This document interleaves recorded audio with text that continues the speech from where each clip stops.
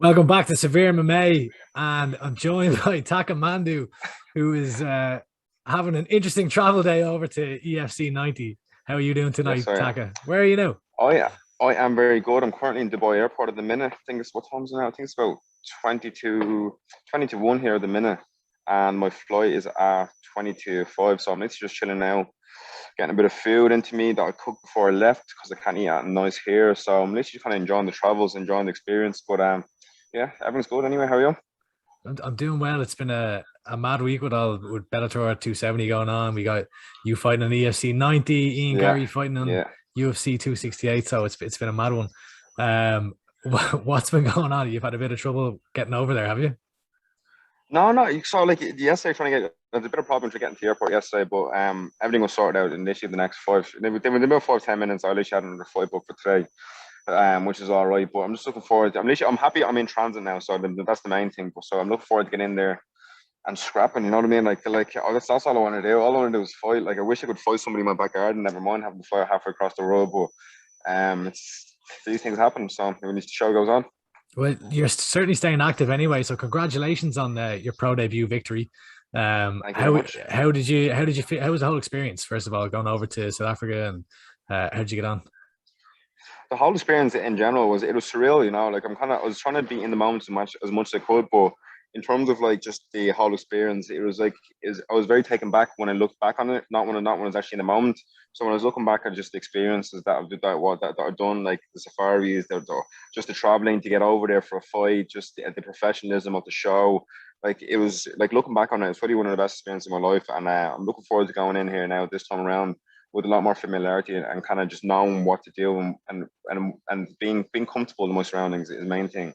I'm really looking forward to kind of just allowing that to play a part in me being more myself in the octagon anyway. Because like that's like because you're always trying to kind of emulate what you do in sparring, and usually in sparring is kind of like you know the routine, you know you come in here, you do this, you do that. But I'm gonna have that same feeling like on the next one. So I'm looking forward to it. It's gonna be a big performance. And you got a split decision victory. Were you happy with your performance overall? You mentioned there that you're talking about kind of wanting to feel more like yourself in there. Did you feel Mhm. off or? No, not even like felt off. It's just like like I like it went like I wanted to get the finish, obviously, but like you don't always get the finish when you're going for a fight. Sometimes people are just tough, and actually was tough. So it wasn't like I was disappointed in my performance. I performed very well, but I know had I been a little bit more comfortable and allowed myself to kind of get into flow a little bit earlier, the finish could have came. But it is what it is, you know. Like we move, I got the win. Split decision was a bit. I was a bit annoyed at the split decision because I thought it was a 29-28 clearly to me. But anyway, these things happen in MMA. So, but the main thing is I got the win. That's everything I wanted. Yeah, look, I think it was a pretty impressive pro debut. Like obviously you got the 15 minutes in the bag. You Hmm. overcame some adversity there. I think it was the second round, and then came back with Hmm. those heavy leg kicks and some beautiful striking there in the third. So, were Chris and Cahill, were they happy with your performance? Absolutely, yeah. No, they're very happy with the performance. Like they're happy with the way that the whole entire week went in terms of the media stuff, and then of course the fight as well. So like everything literally kind of everything fell into the place that it should have been in, and like person caught with the Lord. So like now it's just literally just like the only reason why it's so we're fighting again so soon is because like, we're trying to keep that momentum rolling, we're going to keep the ball rolling, and I think I'm better active. So like them two want to get me back in there straight away. So who am I saying no to that? Yeah, like because you only fought in September there. So like, Mhm. are you trying to just stay active in general, or? Yeah, no, I'm trying to say act in general because obviously with COVID and stuff like that, there's a lot of time missing that I could have been kind of getting racking up wins and kind of getting my name out there. So now my aim is just literally just rack up the wins, fighting for the best guys that I can, and try catch up for the time that I've lost. And so like that's really it. Yeah. And look, you're coming in now fighting Nicholas Hwende. Another, a prospect, I guess himself. He's only young in his career, 1-0. Like, have you looked at much of him? What do you think of the matchup? Yeah, I looked into him a little bit. He's a solid opponent. I think it was like 3-1 as an amateur and then 1-0 as a pro. And he was training with the former champion of EFC, Sylvester Trufumbo. So obviously he's training with good guys. He's coming from a good gym from down there. And I'm just ready to test my skills again. That's the only thing I want to do. Like, and there's been a big. There's been. I know I only fought a couple of weeks. It actually was a couple of weeks ago. I only fought a couple of weeks ago, but there's been big improvements in my game overall since the last fight. Because I always find that every time I go into a fight, I learn more in the fight than I do in training in those 15 minutes, or in those, like, back when I was amateur, it was 9 minutes, but in those 15 minutes, like, I learn more than I do whenever I'm on the mat. And like that's like 2 years worth of experience, plus going back and being able to implement that stuff and change up my game as I'm going. So like everything's gone perfectly, and I'm feeling better than ever. So it's deadly. And are Chris Fields and Carl Bender, they're both going to be there this time as well? No, Cottle has other commitments at the minute, but Okay. Chris can be flying out with me now. Yeah. So we're going to be seeing more photos of him and elephants. Was it a horse or an elephant?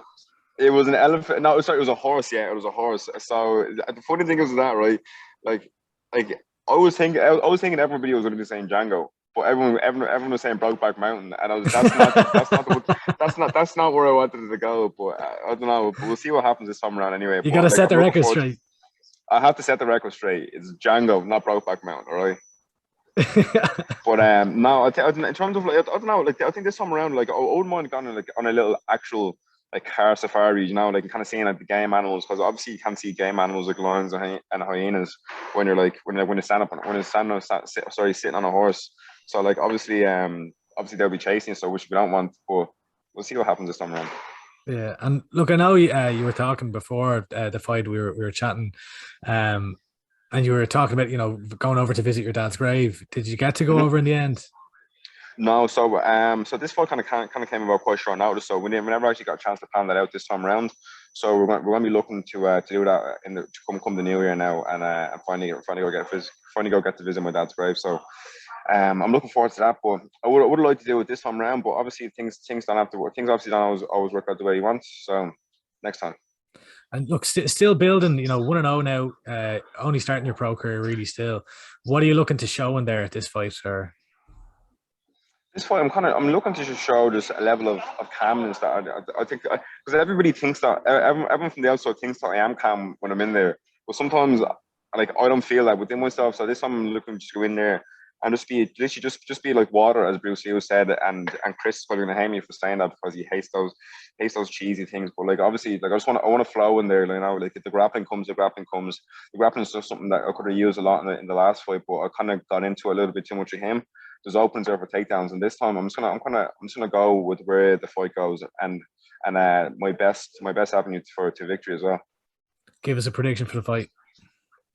I think it's gonna be finished. Like, last time I said it was gonna be finished. This time it's gonna be like, well, last time it was an absolute barn burner. Like, now it was a fight in a nice. So it wasn't a boring fight, but this time around I'm going in for a knockout. Like, I don't want it to be a good back and forth exchange. I want to go in there and want to be dominant, and I just want to go in there and get the finish. So I think the finish. I fancy, like, now that I'm kind of used to 5 minute rounds, I think I'll be able to kind of get my avenue to the finish within the first 3 minutes, and then the last 2 minutes, that's when the finish is going to come. Was that a difficult transition, or, like, obviously, you know, when you're fighting amateurs, 3 minute rounds? You know, I guess, how did you prepare when you were coming into your pro debut? So I was actually meant to fight Darragh Toman in March. So I had actually done a pro camp then. So I was kind of getting used to 5 minute rounds then. So when this fight came about, when the EFC contract came about, I was already kind of used to the adjustment. But when you're in there, like, you know, because you're so used to 3 minutes, when 3 minutes hit, you're like, right, this is 3 minutes, but it's still under 2 minutes. So, like, you know when the 3 minute mark hits, but you know there's also a long way left to get to the end of the round. So, like, that was probably the weirdest adjustment. But, like, now I think now I'm used to it more than I was in the first one, definitely. Yeah, and what do you have planned for the walkout this time? We saw you dancing your way to the cage last time. Some new moves? Have you learned any new dance moves, or? You're gonna have to tune in and watch that. Now, like, it's gonna be Rick James Gifting Baby again, but like this time I'm gonna add a little bit of spice to the dance moves, you know, because, like, and as I was saying, I remember I was saying at the start of the interview, I'm more familiar with my surroundings now, with my surroundings. So now I know where I'm gonna be walking. I know how far I know what distance I have. So it's all coming out this time.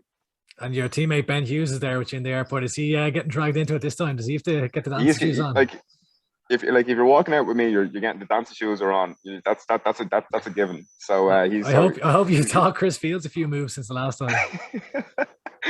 Chris, you know, like, Chris's dance moves are perfect. They're perfect for him. Not for many other people, but they're perfect for him. It's brilliant. And Cottle actually, sorry to interrupt you, but Cottle actually escaped it this time around. For the next fight, like, I want him in my corner, and I want him to let the hips loose, because last time he was a bit hesitant, and, like, he did, but I know there's more to come from him, definitely. 100%. Taka, I'll let you go. You've a long travel night ahead of you. So, look, best of luck with everything this week. Best of luck with the weight cut, and we'll chat to you again soon. So, Taka Mhandu fighting EFC 90 this weekend. Kicking off the main card, you can watch it at efcworldwide.tv. And I believe it's starting at 5 p.m. South Africa time, 3 p.m. Irish time. If that is wrong, then I cannot read time zones. But Taka the Cat Mhandu, much appreciate the time, and we'll chat to you again soon. No problem, Andy. Thanks very much. Thanks very much for having me on, and it's a pleasure as always, mate.